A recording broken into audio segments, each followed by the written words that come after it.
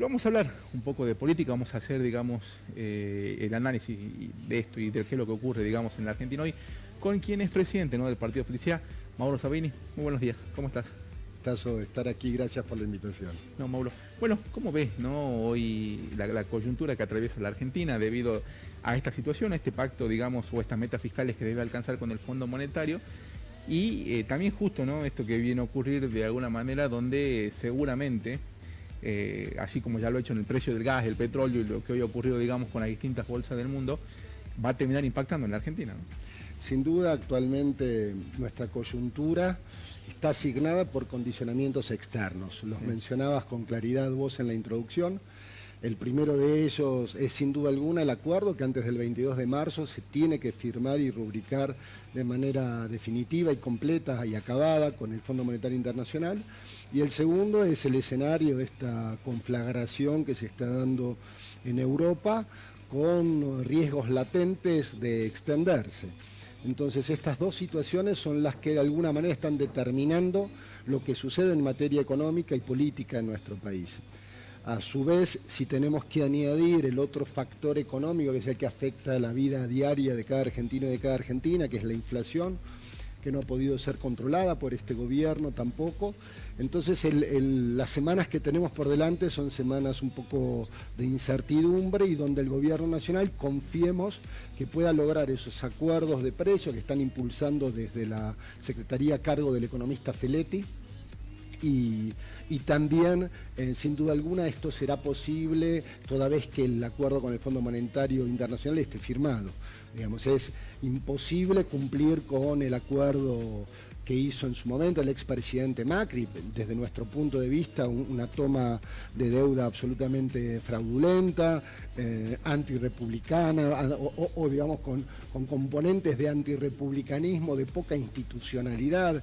Esos 44.000 millones de dólares que se hicieron efectivo, no se sabe cuál fue el destino, el acuerdo programático del pago de los compromisos implicaba para este año más de 20.000 millones de dólares, que es absolutamente imposible para un país como el nuestro. Entonces estamos obligados a cerrar un acuerdo con el Fondo Monetario Internacional que permita, tal como lo viene anunciando el Ejecutivo Nacional, diferir algunos pagos, mantener la autonomía en el proceso de toma de decisiones, más allá de esto que no está claro aún, que serían los compromisos de metas fiscales que vos también aludías. Pero digo, una vez que el acuerdo con el Fondo Monetario Internacional esté firmado, la Argentina va a recuperar autonomía en la toma de decisiones. No obstante esto, es necesario que el mundo avance hacia un escenario de paz. Si no se avanza de manera urgente, determinante hacia un escenario de paz, todo lo que podamos hacer en nuestra pequeña escala, en nuestro pequeño rincón del mundo, será insuficiente, porque los condicionamientos no solo tienen que ver con el precio de las commodities, tiene que ver con el petróleo, tiene que ver con el gas, tiene que ver con la industria bélica, tiene que ver con una situación que está escalando a niveles que no también debería. de Argentina, ¿no?, que tenía como aliado a Rusia y China, y que también hoy se ata de alguna manera en Estados Unidos con el Fondo Monetario Internacional, ¿no? O sea, una posición bastante compleja, digamos, donde ubicarse, ¿no? Sí, digamos, Argentina se caracteriza desde hace muchísimos años por su neutralidad. Digamos, él ha hecho, desde Cancillería Argentina se ha tomado posición respecto del rechazo a la invasión rusa. No obstante, también se han señalado algunos factores que tienen que ver con las causas que trajeron a esa invasión. Pero en ningún análisis cabría la posibilidad de que Argentina tomara parte que no sea a favor de la paz. Entonces, si bien digamos, la gira que hizo el presidente previamente a Rusia y a China, después la invasión a Rusia, después los acuerdos con el Fondo Monetario, digamos. Entonces, de alguna manera, tiñen, digamos, de gris el posicionamiento argentino. En la historia nuestra, con mucha claridad, dice que somos un país que promueve la paz y la neutralidad ante este tipo de situaciones. Te escuché hablar, ¿no?, respecto al tema del pago del Fondo Monetario Internacional y esto es un tema que no termino de entender bien, digamos, hoy, o al menos aparte de la postura de hoy quienes terminan siendo la oposición, porque cuando uno empieza a ver los números, o sea, los pagos a cuentas o la manera en que se pacta justamente, ¿no?, los pagos eran ni siquiera insostenibles, digamos, con la misma gestión o con el mismo presupuesto de Macri en ese momento, ¿no? O sea, absolutamente. Entonces, seguro iba a haber una renegociación o un default, o sea, digamos, con Macri incluso hoy en el sillón de Rivadavia. Entonces, por ahí es un poco complejo entender, ¿no?, el debate que hoy se da con la oposición y el oficialismo cuando es un acuerdo de alguna manera en el cual queda condicionado el Ejecutivo Nacional, dada la circunstancia, digamos, de este préstamo que se toma, ¿no? Hay un sector de la oposición que no está a la altura de las circunstancias. Hay un sector que está integrado mayormente por, no quiero, digamos, endilgarle toda la responsabilidad a un espacio político partidario, pero digamos, el sector que está bajo el liderazgo del expresidente Mauricio Macri. Al PRO, digamos, hablando dentro de Juntos por el Cambio, digamos, del PRO. Sí, pero me acordaba, digo, el PRO tiene dirigentes que contribuyen también al fortalecimiento de nuestra democracia, el caso de la recientemente fallecida Pichona Moisés, digamos, por eso no quería englobar a todo el PRO, pero lo que está claro es que el sector que responde a Mauricio Macri no está a la altura de las circunstancias. El sector que responde a Mauricio Macri durante el discurso de apertura de sesiones en el Congreso de la Nación se levanta y se retira del recinto. ¿En qué momento se levanta y se retira del recinto? En el momento en que el presidente de la Nación lo único que dice es que se va a continuar con la querella iniciada ante el Poder Judicial para que se siga investigando la legalidad o no de la deuda. Es decir, algo que es absolutamente normal. Se hace una denuncia, se investiga, porque, el Poder Judicial y ahí, independiente tiene que determinar. Ahí se levantaron. Que te interrumpa, porque sí. Esta parte es justamente la que también hoy fractura el oficialismo, ¿no? O sea, porque hay muchos que piensan, digamos, incluso legisladores nacionales, vamos al caso de Elías Caliba, que la deuda no se debe pagar, ¿no? Y esto, ¿cómo los deja, digamos? Y calculo que incluso dentro del seno del partido de ustedes, digamos, se habrá un debate donde debe haber algunos que no quieren pagar la deuda, ¿no? Sí, digamos, primero es importante señalar la irresponsabilidad de la oposición. Esto que estamos diciendo es central, porque ese retiro durante el discurso de Alberto Fernández habla a las claras que no les interesa ni la legalidad, ni la independencia de poderes, que no le interesa ni siquiera la verdad, ni la transparencia en los actos de gobierno. Se retiraron ante una frase absolutamente ordinaria, digamos, diciendo, hay que investigar esto, digamos, hay que investigar si hay responsabilidades, hay que investigar dónde fueron esos más de 45.000 millones de dólares. Entonces, por un lado eso. Segundo, la deuda es una deuda que a todos nos lleva a sospechar que hubo algo raro. No pasó nunca por el Congreso de la Nación, no se sabe el destino de los fondos, hubo medidas de coyuntura que habilitaron la fuga inmediata de capitales, ingresaron esos 44.000 millones de dólares y en el lapso de 4 semanas se fugaron del país casi la misma cantidad de dinero. Entonces, sin duda alguna hay que investigar. Nosotros de Felicidad sostenemos que las deudas se pagan, las estafas no. Entonces, sin duda alguna, dentro del Frente de Todos hay sectores que tienen una militancia histórica respecto de la investigación de la deuda externa y del no pago de la deuda externa, como puede ser el sector, si se quiere, que tiene representantes de organizaciones sociales, como puede ser la CCC, o como pueden ser algunos otros sectores que hoy tienen representación parlamentaria. No obstante eso, al ser parte de un bloque del Frente de Todos, internamente se dará un debate, y confío en la capacidad que tengan nuestros diputados y nuestras diputadas, sobre todo en el Senado la cosa es un poco más clara, pero que tengan nuestros diputados y nuestras diputadas para acompañar la decisión que tomó el presidente de la Nación. Digamos, no podemos tener, digamos, si dentro del Frente de Todos tenemos posicionamientos duros, radicalizados, de poca capacidad de entendimiento para seguir las directrices de quien hoy gobierna el país, que es el líder del Frente de Todos, que es Alberto Fernández, digo, el Frente de Todos se rompería. Por lo tanto, lo que nosotros entendemos es que va a haber un esfuerzo muy importante por parte de diputados y de diputadas que o absteniéndose o votando a favor van a acompañar esta decisión que tomó el gobierno argentino. Bien, y esto, digamos, la gente atrás, digamos, ¿qué están hablando? Y esto lo traigamos a la provincia, ¿no? Que esto es algo de alguna manera que hoy hay que empezar a charlar, porque estamos hablando de esto y yo creo que automáticamente uno tiene que tirarle, digamos, o alguien que tiene hoy la representación de un partido político, 60% de niños o adolescentes en la pobreza, ¿no? En la provincia de Salta. Esta es la realidad, digamos, ¿no? De cuando uno habla de estos temas que a la gente por ahí quizás hoy en su casa no les interesa, pero que automáticamente quiero arrojarle el dato al lado, ¿no? Justamente esto, ¿no? 60% de niños en la línea de pobreza, lo cual es un tema, digamos, que creo que merece trasladarlo, ¿no? Justamente a qué es lo que ocurre, digamos, en la provincia, una provincia donde la semana pasada se hablaba justamente del inicio de clases, y había escuelas que no contaban con agua, la situación de infraestructura. Hoy, por ejemplo, nos ayunamos con este femicidio que ocurre, digamos, en el norte provincial, algo que también, digamos, calculo que ustedes lo han tocado cuando llegaban a Otorina Zamora justamente como diputado nacional. ¿Cuáles son, digamos, las desigualdades, las inequidades que hoy atraviesan sobre todo, digamos, hablamos de la provincia, pero sobre todo cuando empezamos a hablar de los pueblos originarios, ¿no? Y en realidad de todo lo que sale de esta área metropolitana? Lo hemos señalado hasta el cansancio desde los primeros meses de gobierno de Gustavo Sáenz.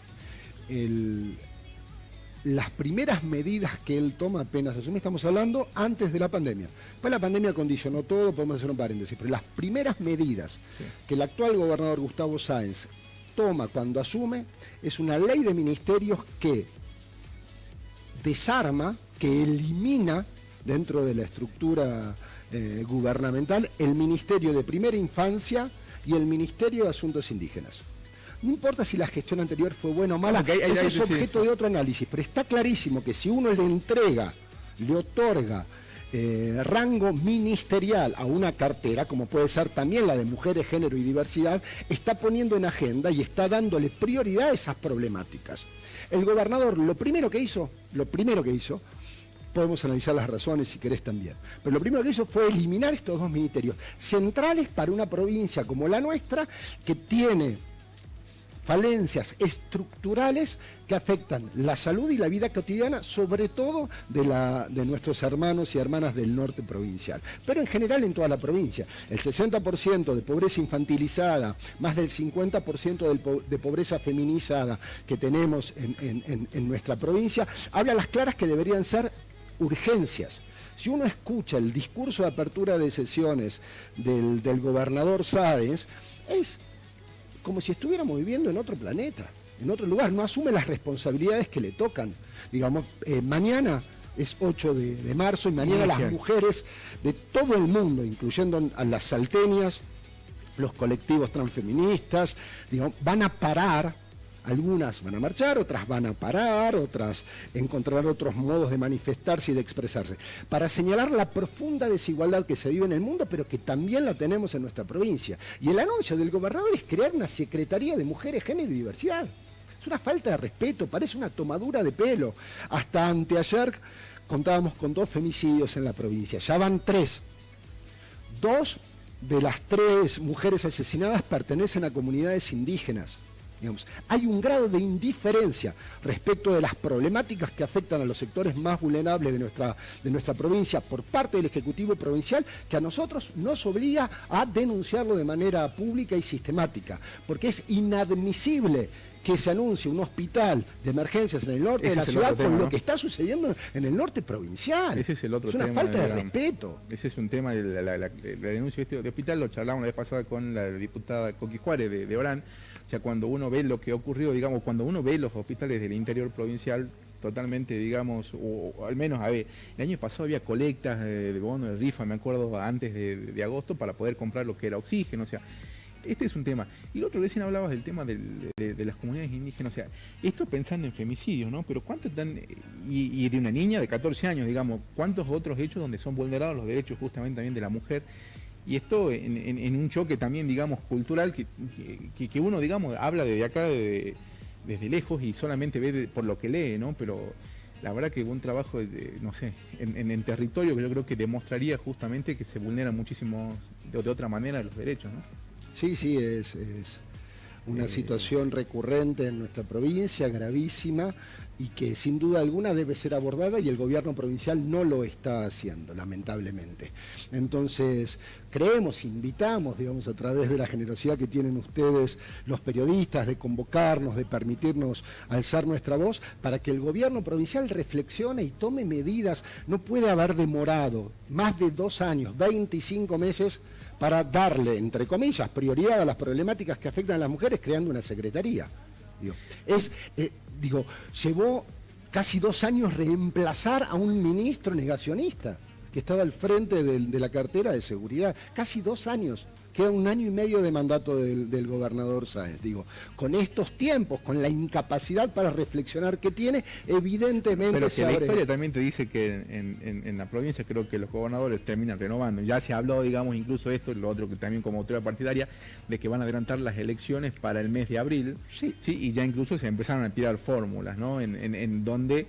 viéndose a ver. Pero no solo se adelanta la fecha, Ale, también en las declaraciones públicas que hicieron y en declaraciones que hizo el mismísimo gobernador en reuniones con intendentes, etcétera, se analiza la posibilidad de eliminar las PASO nuevamente.